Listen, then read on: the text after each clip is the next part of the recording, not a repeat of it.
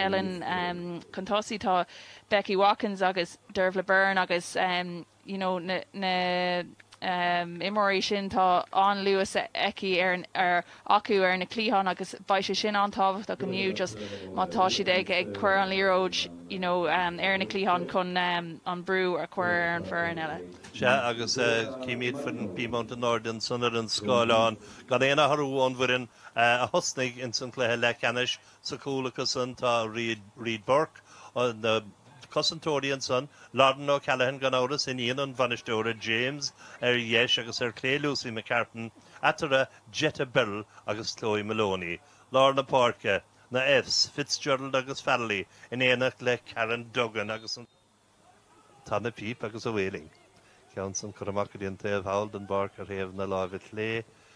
sús fanna taobh línan san. Ceann deisisteach a lárbí le an praba bucht an dora siad a dro chúil. An Cosantóir dul siar ach ceann beagáí an ró garad ag Reid Burke go macadí taobh san na Parke Lordan O'Callaghan ceann fada cisiúdan san na dro taobh líne ach an Cosantóir tuach trasna Garcia as chudan Garcia an ceann san amach haris an taobh líne.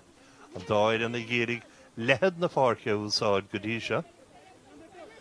Cabhaisteach ag na Peas tá sé sin tóca Lordan O'Callaghan isteach sa cúine a ceann san achar trasna chólach an báta san léite go mahan san ag nevercla chun an ceann san na glana. Lorna Parke lehansan sa agus ceann ísisiil isteach a dró cúlach lehansa agus an sé a chúl báire an tús a bhí a testáilt an tús a bhí a testáilt ó Peamount tá sé feitecha batún banúsach dianta ag cúl báire Osijek agus éistigh I gúinge a ggóil an líontáin. Sin ionach ar fád ó Dervla Byrne just chun é sin a chríochnaigh feicimid an seo just an obair crua déanta ag an Peas agus an iirecht ó Karen Duggan ar iomlán bosca an sin agus just botún ón cúbhór agus bhí Dervla Byrne an chun é sin a chríochnaigh. Spéidir go rá deasta híre agus cúpla lá chahabh féin rion san chósta bhuiid na Adriatica. Seo chuing Peamount ar an únsaí gan éon siar an aana a gceiste san ach an dan teach trasna cáilithe ríis cead teasta cúil! Ó báta san tá dearach leis an gúilbáide as ar an gcéad éireacht ó Anastasia tis bhí an tá dearach leat an san de haine sé ar neis beagnách ach an báta san chuid dóibh échur Osijek a géal cúil anna bhág ach anna hispánta so chalíní bhleiclí a gríise. Úsar, có topic san. Í flána gur dúra gur éigen le leis a bhain baile ag an sasmartá siad a brúdí smóchan cín hena féad sa clé gríise gana teach tras na féad léad tangáilí anamh tá agus anna cúil an báta san. Anna cúil hain sin trasna bhí sé teachtasteach as deidig léthe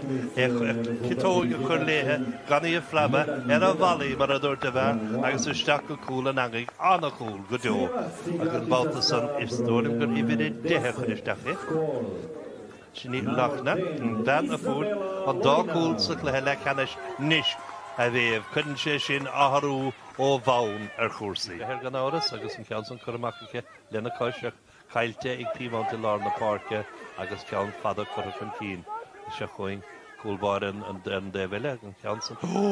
ceann dain séireach an san bhfuil si féhrú go bhór i díaring hí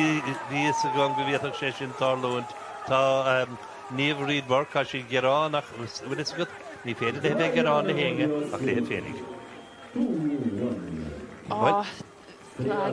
Just ní ra sé sin déanta go má in éoncur ó ní Reid Burke just feicimid ríis is jet a bear leis an líróid an pás go dtí Reid Burke agus just batún mór ó ní Reid Burke an óir sin agus just bhí siad an an é sin a chríochnaigh. De thug sé a bhí intic in san tarna leis agus a céad le. Ceann fada isteach a dró chúil ach mar a deirem a bhéhann san annach lethe chur isteach ag Dervla Byrne agus thug sí a méad a bhíad ceanns bhíoch sin mar bhí Heirig an ceann san isteach a dró chúil dhiimigh sé ó chúla an cúlbháide a bhfuil sé an trasnáin agus an posta as heidir sé amach tíreach ar neis isteach an gleiche ríis. An ceann san an líháin a dhiimigh sé anna dhéirecht an Baltasan an is sin Chloe Maloney vístigansan. Karen Duggan ceapan taréis an meidir fád go léir bróidir osú agus an iirecht chuir isteach tar an dáchlaithe. Sin é agus sin éad scór dennachansa ó Osijek na Croáte an idir baile atá gofa chun cín go balta dóna gluí cáilithe a do ran na Champíní le bua tílte chus sa deribéidir ag Osijek na Croáte Peamount United.